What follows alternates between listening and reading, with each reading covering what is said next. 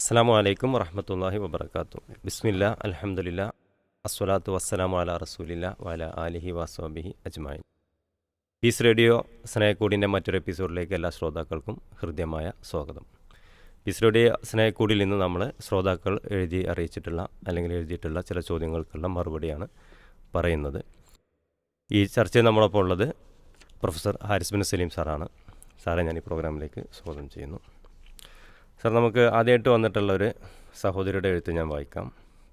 അവർ പറയുന്നത്, എൻ്റെ ഭർത്താവിൻ്റെ ഉമ്മ വളരെ ദീനീബോധമുള്ള സ്ത്രീയാണ്. എന്നും 3 മണിക്ക് എഴുന്നേറ്റ് താജ് നിസ്കരിക്കും, ഹജ്ജ് ചെയ്തു, ഇടയ്ക്ക് നോമ്പ് പിടിക്കും, ഏത് സമയം മൊബൈലിൽ നിന്ന് ദീനി ക്ലാസ്സുകൾ കേട്ടുകൊണ്ടിരിക്കും, ഇടയ്ക്ക് ഖുർആൻ ഓതും. ഇങ്ങനെയൊക്കെയാണ്. എങ്കിലും എൻ്റെ ഭർത്താവ് അത്ര ദീനിയുള്ള വ്യക്തിയല്ല.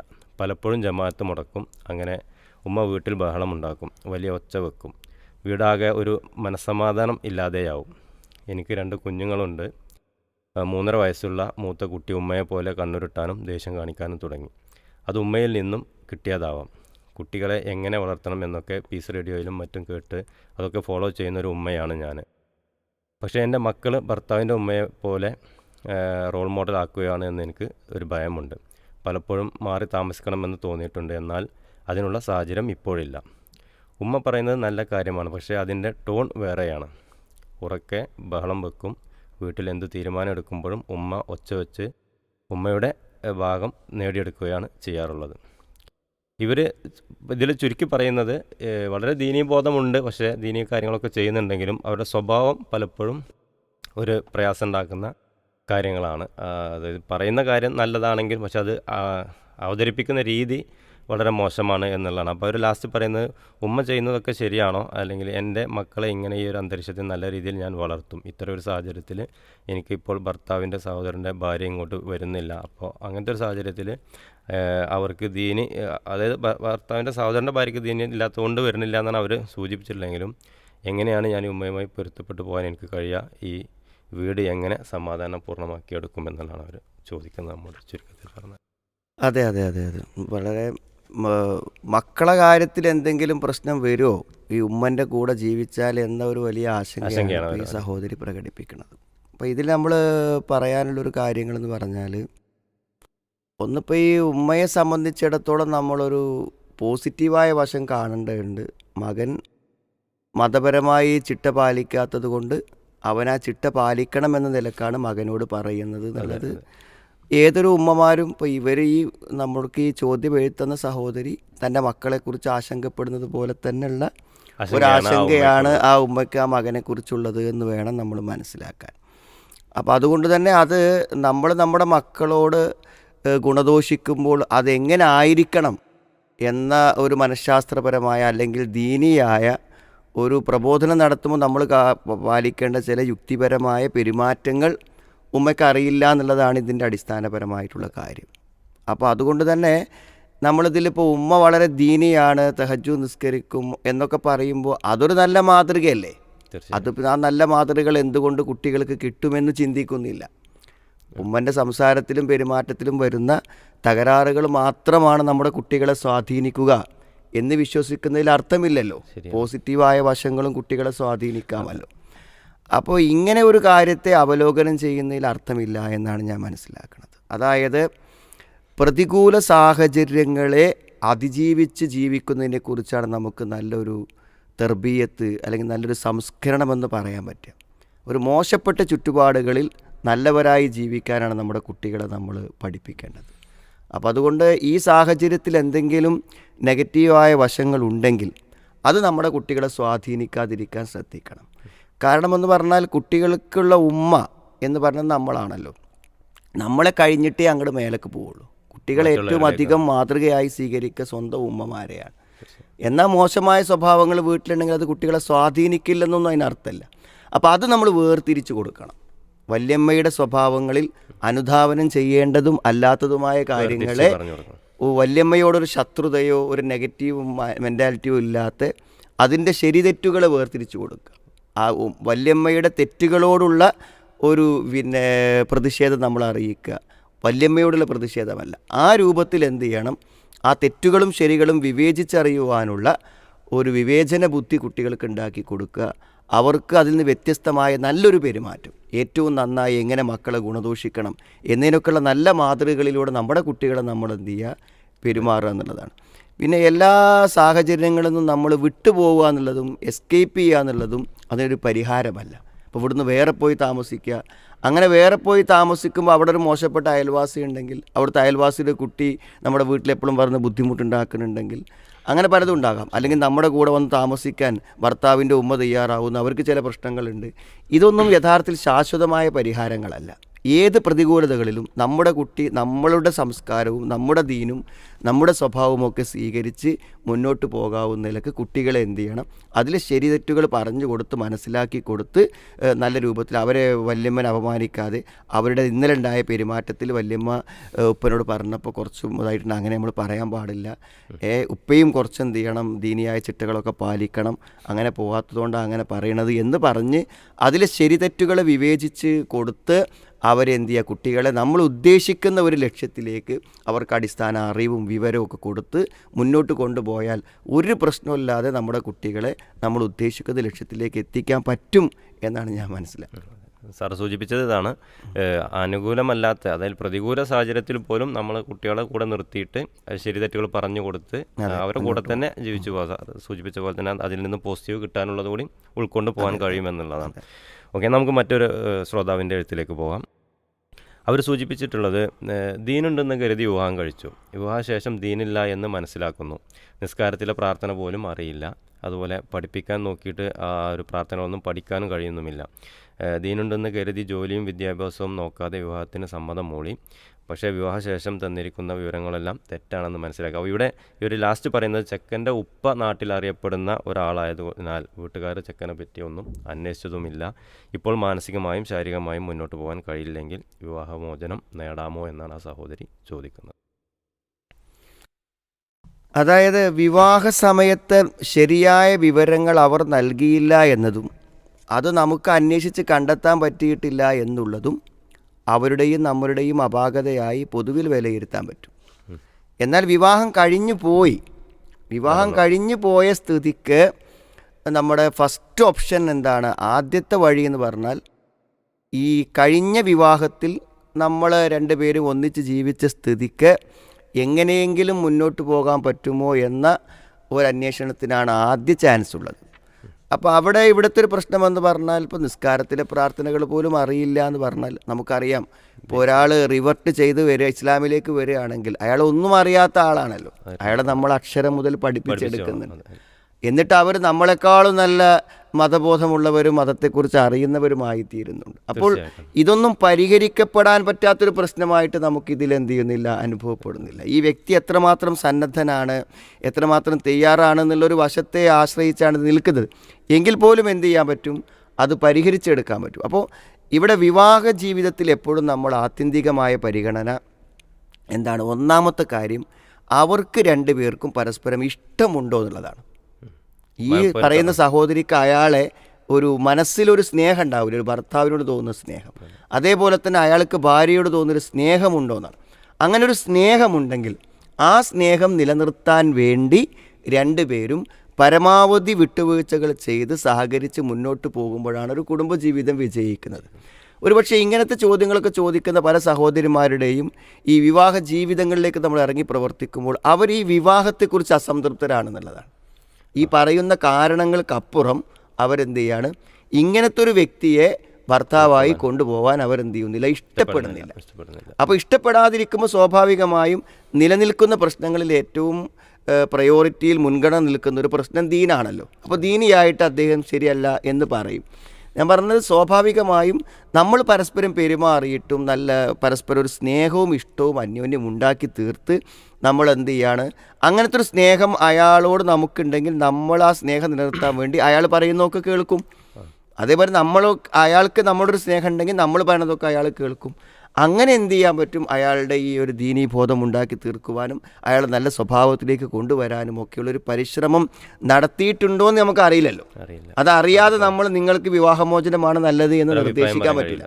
അത് വിജയിക്കുന്നില്ല എന്ന് അവർക്കും അത് വിജയിപ്പിക്കാൻ ശ്രമിച്ച ആളുകൾക്കും ഒക്കെ ബോധ്യമാണെങ്കിൽ എന്ത് ചെയ്യാം, ഒരു ദീനിയായ മര്യാദകൾ പാലിക്കാത്ത, അതിൻ്റെ കാര്യങ്ങളില്ലാത്ത ഒരാളെ കൂടെ ജീവിക്കാൻ ബുദ്ധിമുട്ടാണെന്ന് തോന്നുകയാണെങ്കിൽ അത് അവരുടെ തീരുമാനമാണ്.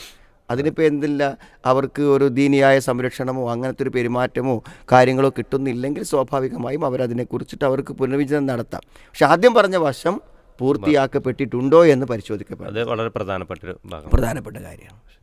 ഇനി ഏകദേശം ഇപ്പോൾ നമ്മളിപ്പോൾ സംസാരിച്ച അതുമായി ബന്ധപ്പെട്ട് തന്നെയാണ് മറ്റൊരു സഹോദരി ഇവിടെ എഴുതിയിട്ടുള്ളത്. അവർ രണ്ട് കുട്ടികളുടെ ഉമ്മയാണ്. അവർ പറയുന്നത് ഭർത്താവ് എല്ലാ സ്ഥലത്തും കടം വാങ്ങുന്ന ആളാണ്. പക്ഷേ അതൊന്നും ഭാര്യ അറിയാറില്ല. ഇപ്പോൾ അദ്ദേഹം കടത്തിൽ മുങ്ങി താഴുകയാണ്. അതുപോലെ അയാൾക്ക് നിസ്കാരമോ ഇസ്ലാമിക ചിട്ടകളോ ഒന്നുമില്ല. എന്തു ചോദിച്ചാലും അമിത ദേഷ്യമാണ്. ഒരു കാര്യവും പറഞ്ഞാൽ കേൾക്കാനുള്ള മനസ്സ് പോലുമില്ല. എപ്പോഴും ഒരു കച്ചവടം എന്നൊരു ചിന്ത മാത്രമേ അദ്ദേഹത്തിനുള്ളൂ. കൂടെ ജീവിക്കാൻ എനിക്ക് മാനസികമായി പ്രയാസം ഇപ്പോൾ അനുഭവിക്കുന്നുണ്ട്. ഞാൻ 2 കുട്ടികളുടെ മാതാവാണ്. അയാൾ മാറുമെന്ന പ്രതീക്ഷയിൽ ജീവിക്കുകയാണ്. പക്ഷേ പലരും എന്നോട് വിവാഹമോചനത്തെക്കുറിച്ച് പറയുന്നുണ്ട്. ഞാൻ എന്ത് തീരുമാനമാണ് എടുക്കേണ്ടത് എന്നുള്ളതാണ് അവർ ചോദിക്കുന്നത്. പൊതുവെ ഇങ്ങനത്തെ അവസ്ഥകളിലൊന്നും ഒരു തീരുമാനമെടുക്കാൻ പൊതുവെ സ്ത്രീകൾക്ക് കഴിയൂല. അതിന് പല കാരണങ്ങളുണ്ട്. ഒന്ന്, അവർ വീടുകളിൽ നിന്നും പറിച്ച് നടപ്പെട്ടു.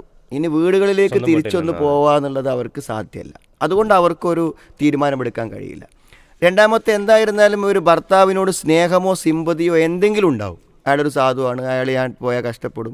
ഇങ്ങനത്തെ ചില സോഫ്റ്റ് കോർണറുകൾ ഭർത്താവിനോടുള്ളത് കൊണ്ട് നിലനിൽക്കണ എന്തുണ്ട്, അതുകൊണ്ടും അവർക്ക് പോകാൻ പറ്റില്ല.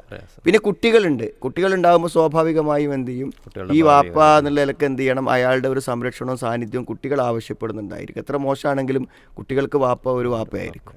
അപ്പോൾ ഇങ്ങനത്തെ ചില കാരണങ്ങളെ കൊണ്ട് ഇങ്ങനത്തെ ധാരാളം സഹോദരിമാർ ജീവിത പ്രയാസങ്ങൾ അനുഭവിക്കുമ്പോഴും അവർക്കൊരു തീരുമാനമെടുക്കാൻ കഴിയില്ല. പക്ഷെ അവിടെ മനസ്സിൽ എപ്പോഴും എന്തായിരിക്കും, ഇത് ഒഴിവാവണം, ഇത് മാറണം എന്നായിരിക്കും. അങ്ങനെ മാറണമെന്ന് ചിന്തിച്ച് ഒന്നിച്ച് ജീവിക്കുമ്പോഴും മാറണമെന്ന മനസ്സോടുകൂടെ ജീവിക്കുമ്പോൾ അവർക്ക് എന്ത് ചെയ്യാൻ പറ്റില്ല, ഇത്തരം ഒരു ജീവിതത്തെ വിജയിപ്പിച്ചെടുക്കാൻ കഴിയില്ല. അപ്പോൾ അതിങ്ങനെ ഒരു തീരുമാനമാവാത്ത ഒരു അരക്ഷിതാവസ്ഥയിൽ ജീവിതം മുന്നോട്ട് പോകുന്നതിനാണ് സഹായകമായി തീരുക. അപ്പോൾ അതുകൊണ്ട് തന്നെ ഇദ്ദേഹത്തിന് കടമുണ്ട് എന്നത് എന്തല്ല, ആ കടം അയാളെ മാത്രം ബാധിക്കുന്ന കാര്യമാണ്. അയാൾ വീട്ടേണ്ട ഒരു കടത്തെക്കുറിച്ച് ഇവരോട് ചോദിക്കുന്ന ഒരു കാര്യമില്ല. ഞാൻ നിങ്ങളിത് കടം വാങ്ങിയിട്ടില്ല എന്ന് പറഞ്ഞാൽ തീർന്നു. പക്ഷേ ഭർത്താവ് കടക്കാരനാകുമ്പോൾ ഭർത്താവ് കടക്കാരനാണല്ലോ എന്നൊരു വേദന, നമുക്ക് വേണ്ട കാര്യങ്ങൾ ചെയ്തു തരാൻ അദ്ദേഹത്തിന് സാമ്പത്തികമായ ശേഷിയില്ലാത്ത അവസ്ഥ വരിക, അയാളുടെ സാമ്പത്തിക അവസ്ഥ ഈ സഹോദരിയെ പ്രതികൂലമായി ബാധിക്കും, അതിന് സംശയമില്ല. പക്ഷേ എങ്കിൽ പോലും നേർക്കുനേരെ എന്ത് ചെയ്യുന്നില്ല, അവരെ ബാധിക്കുന്ന ഒരു കാര്യമല്ല അത്. അതുകൊണ്ട് തന്നെ എന്താണ്, പൊതുവേ ഇങ്ങനത്തെ ഒരു അസ്വസ്ഥതയിൽ ജീവിക്കുമ്പോൾ അയാളുടെ എല്ലാ പെരുമാറ്റങ്ങളിലും ഈ ദേഷ്യവും ഈ ഒരു ഭയങ്കരമായിട്ടുള്ള ഇതൊക്കെ എന്ത് ചെയ്യും, പ്രകടമായിത്തീരും. അതുകൊണ്ട് ഒരു നല്ല പെരുമാറ്റത്തിൽ നമ്മൾ നിന്നിട്ട് അദ്ദേഹത്തെ ഒരു നല്ല പെരുമാറ്റത്തിൽ കൊണ്ടുവരാൻ പറ്റുമോ, അദ്ദേഹത്തിൻ്റെ തകരാറുകളെ കുറ്റപ്പെടുത്താതെ അതിലെപ്പോഴും പ്രതിഷേധങ്ങൾ രേഖപ്പെടുത്താതെ നമ്മൾ ആ ഒരു വശം അങ്ങ് അവഗണിച്ചിട്ട് നമുക്ക് മുന്നോട്ട് പോകാൻ പറ്റുമെന്ന് ആലോചിക്കാം. അങ്ങനെ ഒന്നും സാധിക്കുന്നില്ല എന്നുണ്ടെങ്കിൽ എന്ത് ചെയ്യാം, ആദ്യഘട്ടത്തിൽ എന്ത് ചെയ്യാം, കുറച്ച് ദിവസം ഞാൻ എൻ്റെ വീട്ടിൽ പോയി നിൽക്കുകയാണെന്ന് പറയാം, ഒരു പണക്കൊന്നുമില്ലാതെ. അപ്പോൾ വേറിട്ട് നിൽക്കുമ്പോൾ അയാൾക്ക് ചിലപ്പോൾ തോന്നുന്നത് ഇവിടെ വേണമെന്ന്. അപ്പോൾ ചിലപ്പോൾ മസ്ലഹത്തുകൾക്ക് അയാൾ തയ്യാറാവും. അപ്പോൾ ചില സംസാരങ്ങൾ നടക്കും. അപ്പോൾ എന്ത് ചെയ്യും, അതിനൊരു പരിഹാരം ഉണ്ടാക്കി തിരിച്ചു വരാൻ പറ്റും. ആദ്യഘട്ടത്തിൽ അത്രയൊക്കെ നോക്കേണ്ടുള്ളൂ. അതൊന്നും ഫലപ്രദമാകുന്നില്ലെങ്കിൽ മാത്രമേ എന്ത് ചെയ്യേണ്ടുള്ളൂ, അടുത്ത ഘട്ടങ്ങളിലേക്ക് പ്രവേശിക്കേണ്ടുള്ളൂ. ഇനി നമുക്കിവിടെ വന്നിട്ടുള്ളത് ഒരു രക്ഷിതാവിൻ്റെ ഒരു ആശങ്കയാണ്. അദ്ദേഹം എഴുതിയിട്ടുള്ളത്, എൻ്റെ മകൻ 8ൽ പഠിക്കുന്നു. വീട്ടിൽ നിന്നും പൈസ ആരും കാണാതെ വല്ലപ്പോഴും എടുക്കും. എത്ര ഉപദേശിച്ചിട്ടും ശരിയാവുന്നില്ല. ആദ്യമൊക്കെ എടുത്തില്ല എന്ന് പറയും. പിന്നെയും ഞാൻ സ്ട്രോങ് ആയിട്ട് ചോദിക്കുന്ന സമയത്ത് സമ്മതിക്കും. എന്നിട്ട് അവൻ തന്നെ പറയും, ഞാൻ ഒരുപാട് ഇത് മാറ്റാൻ ശ്രമിക്കുന്നുണ്ട്, പക്ഷേ എനിക്ക് കഴിയുന്നില്ല എന്ന് അവൻ തന്നെ പറയുന്നുമുണ്ട്. ഞാൻ എന്താണ് ചെയ്യേണ്ടത്, എൻ്റെ മോനെ നല്ല രീതിയിൽ വളർത്താൻ എന്താണ് ചെയ്യേണ്ടത് എന്നാണ് ചോദിക്കുന്നത്.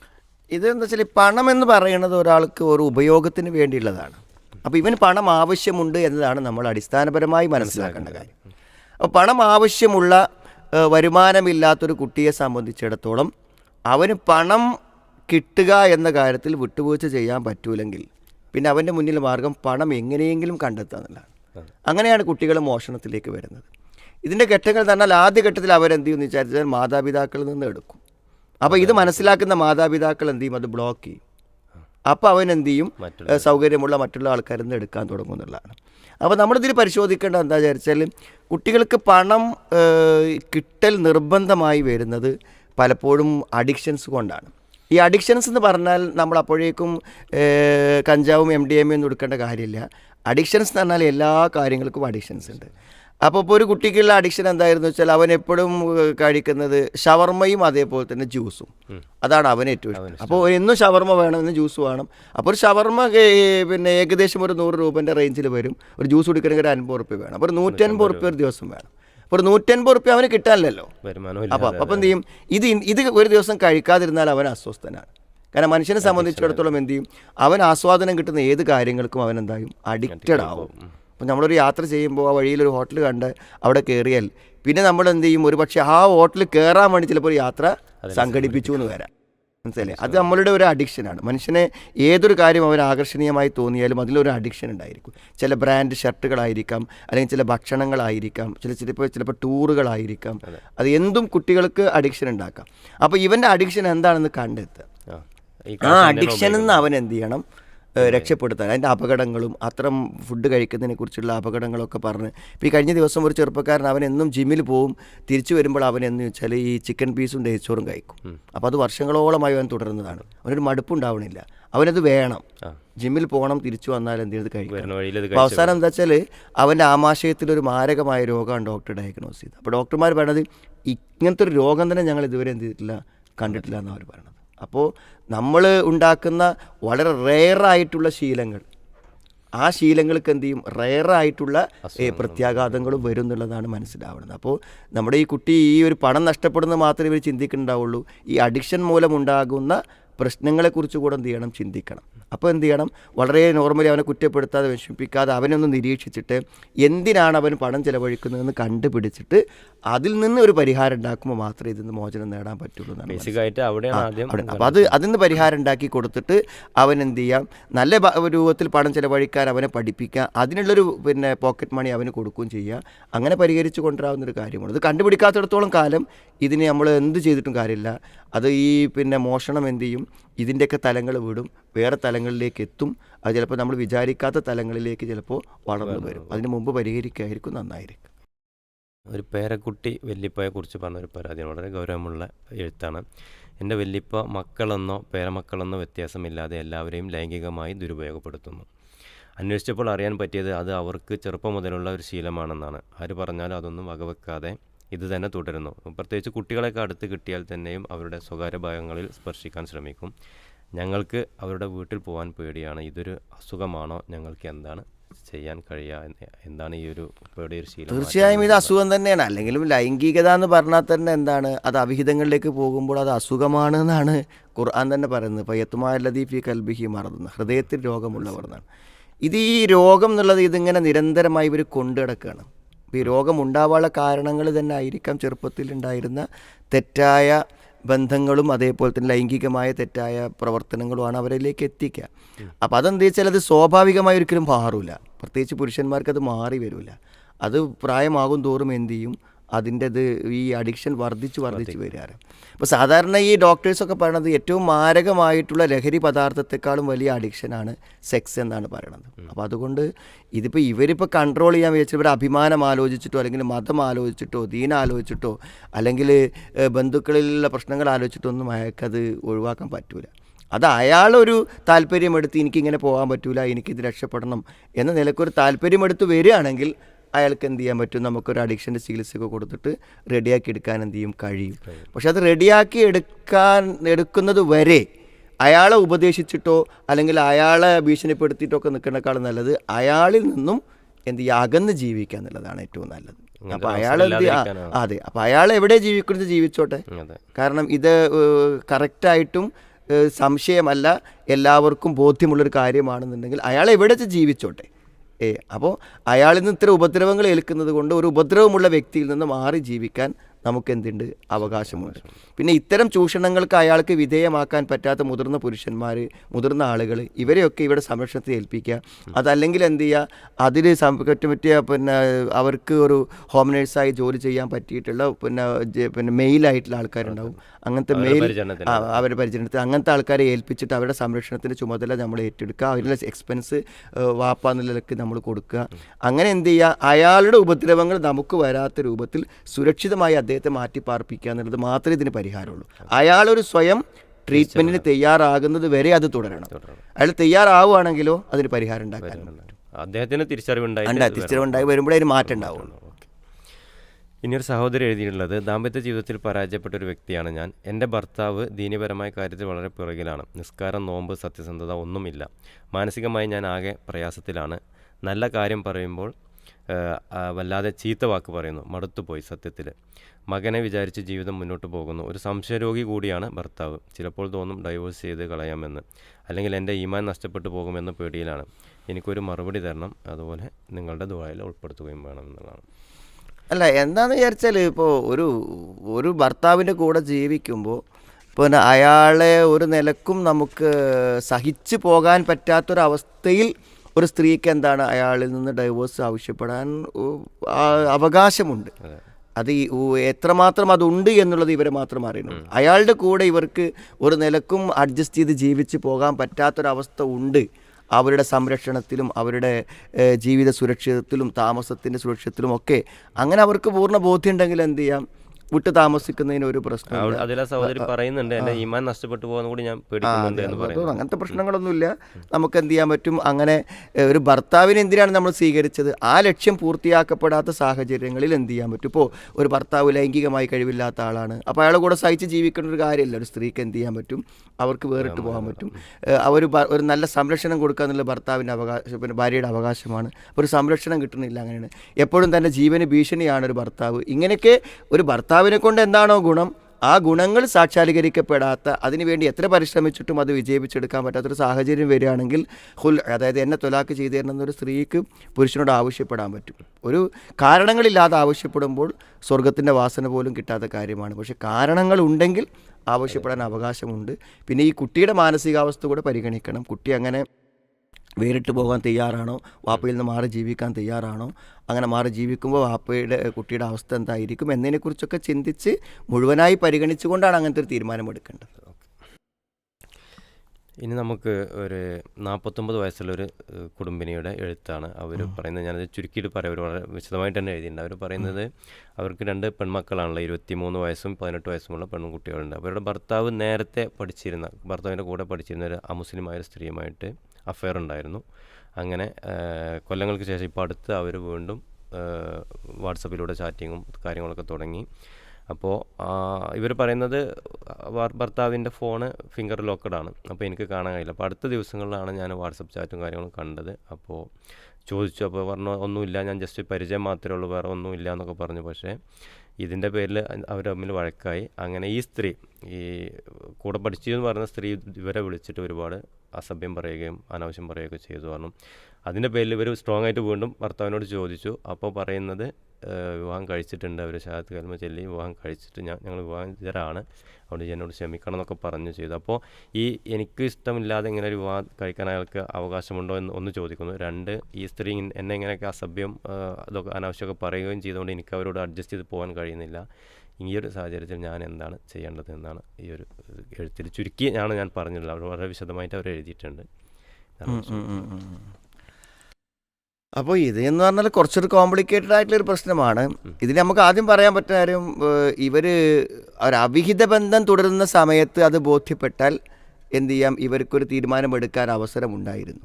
എന്നാൽ ഇപ്പം എന്ത് ചെയ്തു, അവർ വിവാഹിതരാണ് എന്ന് പറയുമ്പോൾ സ്വാഭാവികമായും അദ്ദേഹത്തിന് മറ്റൊരു ഭാര്യയുണ്ട് എന്നുള്ളത് ഇവർക്ക് എന്ത് ചെയ്യാണ്, ഒരു വിവാഹമോചനം ആവശ്യപ്പെടാനുള്ള ഒരു കാരണം അല്ല. കാരണം ഒന്നിലധികം വിവാഹത്തിന് അനുവാദമുണ്ട് എന്നതുകൊണ്ട്. ഇങ്ങനെയൊന്നല്ല വിവാഹം കഴിക്കേണ്ടത് എന്നുള്ളത് വേറെ വശമാണ്. ഇതിന് സാക്ഷികളോ അതൊന്നും ഇല്ല. അതേപോലെ വിവാഹത്തിന്റെ സാധുതയെ പരിശോധിക്കപ്പെടണം, അത് വേറെ കാര്യമാണ്. വിവാഹം സാധുത ഇല്ലാത്തതാണെങ്കിൽ എന്ത് ചെയ്യും, തീർച്ചയായും ഒരു വ്യഭിചാരമാണത്. അങ്ങനെ വരുമ്പോൾ സ്വാഭാവികമായും അതിൽ കർശനമായ നടപടികൾ സ്വീകരിക്കേണ്ട ഒരവസ്ഥ ഉണ്ട്. അപ്പോൾ നമുക്ക് ഈ വിഷയത്തിനെ വളരെ കൃത്യമായി മനസ്സിലാക്കാൻ കഴിയാത്തത് കൊണ്ട് നമുക്ക് എന്ത് ചെയ്യാൻ പറ്റില്ല, ഇതിലൊരു വിധി പറയാന്നുള്ളത് പ്രയാസകരമായ ഒരു കാര്യമാണ്. പൊതുവേ മതപരമായ അറിവുള്ള ആളുകളുമായി ബന്ധപ്പെട്ട് അദ്ദേഹത്തെയും കൂടെ കൊണ്ടു നിർത്തിയിട്ട് എന്ത് ചെയ്യാം, ഈ പെൺകുട്ടിയുടെ രക്ഷിതാക്കളും കൂടെ ചേർന്നിട്ട് ഈ വിഷയം എന്താണെന്ന് ശരിക്കും പഠിച്ചിട്ട് ഉചിതമായൊരു മതപരമായ തീരുമാനം കണ്ടെത്തലായിരിക്കും നന്നായിരിക്കുക എന്നാണ് തോന്നുന്നത്. ഇനിയൊരു സഹോദരി എഴുതിയിട്ടുള്ളത്, കല്യാണം കഴിഞ്ഞ് 20 വർഷമായി, പക്ഷേ ചെറിയ കാരണം മതി ഭർത്താവിന് വഴക്കുണ്ടാക്കുവാൻ. നമ്മൾ മനസ്സിൽ പോലും വിചാരിക്കാത്ത കാര്യങ്ങളായിരിക്കും ചിലപ്പോൾ ചില സമയത്ത് ഞാൻ പറഞ്ഞെന്ന് പറഞ്ഞ് അദ്ദേഹം എൻ്റെ പേരിൽ ആരോപിക്കാറുള്ളത്. തമ്മിൽ ഇഷ്ടമൊക്കെ തന്നെയാണ്, പക്ഷേ ഒരാഴ്ച നീണ്ടു നിൽക്കില്ല ഞങ്ങളുടെ സ്നേഹം. എന്തെങ്കിലും പ്രശ്നം അതിനിടയിൽ ഉണ്ടാകും. എന്നിട്ട് വീണ്ടും വഴക്കാവും. ഇതിനൊരു പരിഹാരം പറഞ്ഞു തരുമോ എന്നാണ് ചോദിക്കുന്നത്. എന്താ പറയുക, നമുക്കിപ്പോൾ 100% സംതൃപ്തമായിട്ടൊരു ദാമ്പത്യം ഒരിക്കലും മുന്നോട്ട് പോകില്ല.